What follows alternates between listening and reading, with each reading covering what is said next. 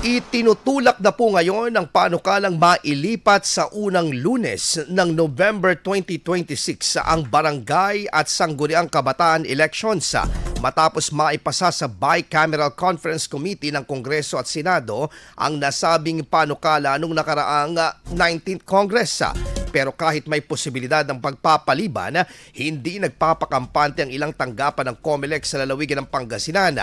Kabilang na ang COMELEC Mangaldan na maaga nang naghahanda para sa posibleng eleksyon.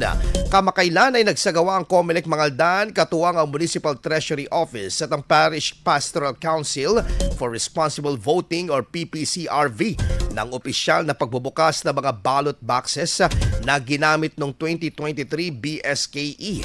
Maingat na isinilid sa mga sako kada barangay ang mga balota, tally sheets at iba pang dokumentong ginamit noon bilang bahagi ng inventory at dokumentasyon. Ayon kay COMELEC Election Officer 4, Gloria Cadiente, bahagi ito ng paghahanda sakaling matuloy ang eleksyon sa darating na December 1 ngayong taon.